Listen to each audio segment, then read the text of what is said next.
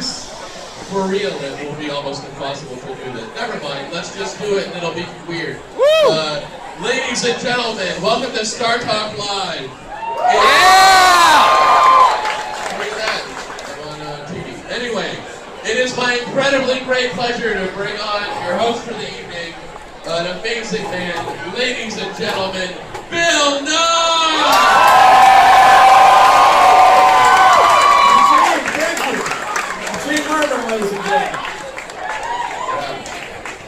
So we're having a fabulous radio show here tonight of which you are part. We're going to have a fabulous panel that will change the course of your lives forever. And that panel includes, we'll start with I'm already here. Ben Kaufman from General Electric, not only a Ben Kaufman from Quirky,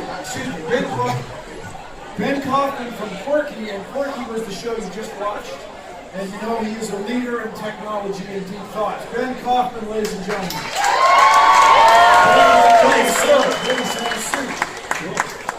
Now, from General Electric, a senior researcher, a technologist, and a technology evangelist. Give it up for Balaji Kanan. Good to see you, sir. Good to see you. And now, as we work together now. Yeah, you do.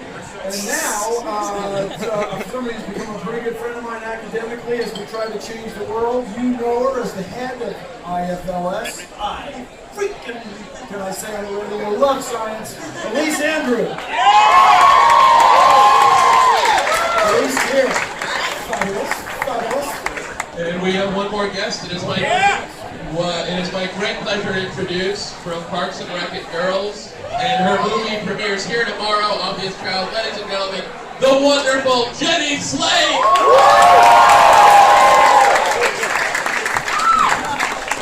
You blew it up. So tonight, we're going to talk about those moments of invention, those moments of insight, those moments where the inventor said to her or himself, Eureka! I found it. And did he? Yes. So Balaji, you work in technology. That's right. Have you had a Eureka moment?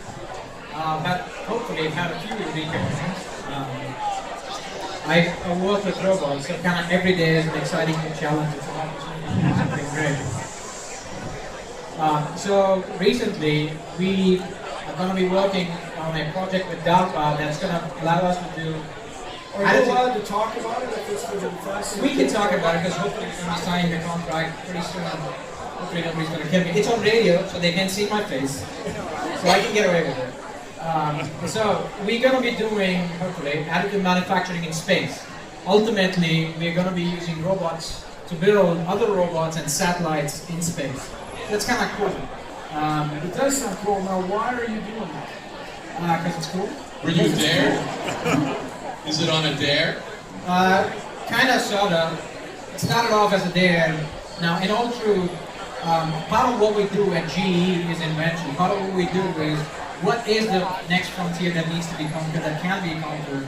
We bring innovation to life every day, and this is part of what we do. But here's some engineering questions. Are you building things in space with robots in space to save weight on each launch? Yes. Turns out it costs about $20,000 a pound to send stuff into space.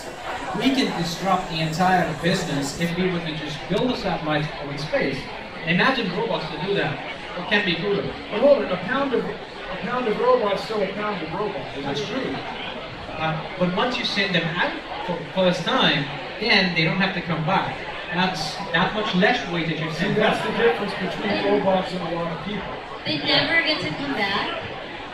They don't get to come back? You just send them into outer space? Yeah, you know. What do the robots look like? Are they like I'm imagining like crabs. Possibly. We don't know yet. But they don't look like crabs.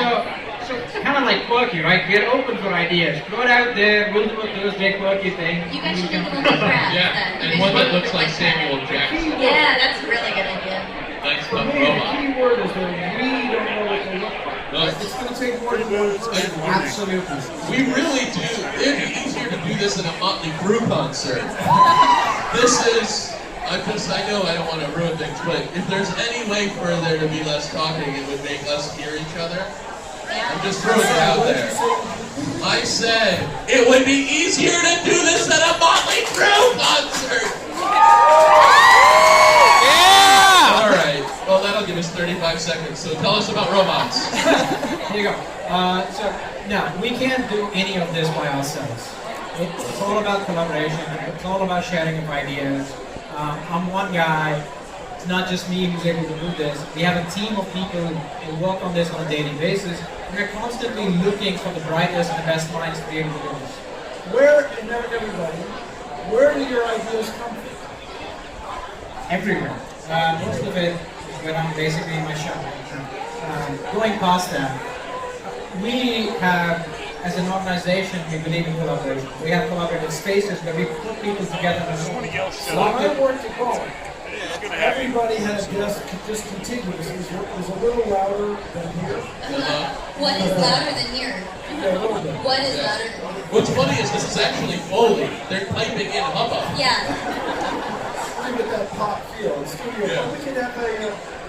We could do a studio party, like Midnight Special. As I'm David himself, Johnny Rivers. So you have configured the workspaces, General Electric, to enhance interaction. Yep. So But does it get so loud everybody's phone rings and you can't hear yourself think? we try to throw the phones out before we go into these things. No, the idea is you get to a spot, be it a whiteboard, be it a desk, it doesn't matter, but you get to these collaborative workspaces, it fosters collaborations, you have people throwing out ideas.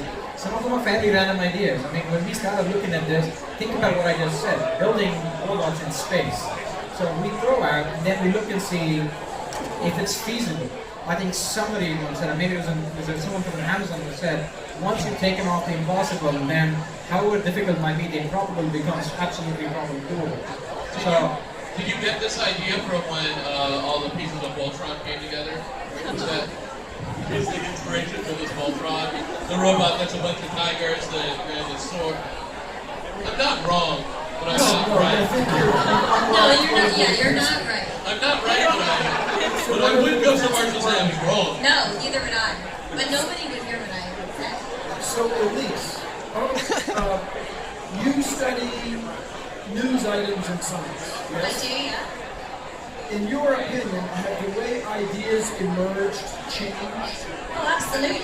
Completely. I mean, the last 5 to 10 years, social media has completely revolutionized how we access everything.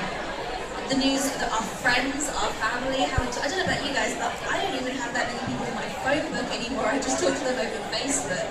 The amount of news we get via Twitter, via Reddit, via Facebook, it's just changed everything. No, but what about ideas that have to do with inventions for gas turbines or robots in space or quirky?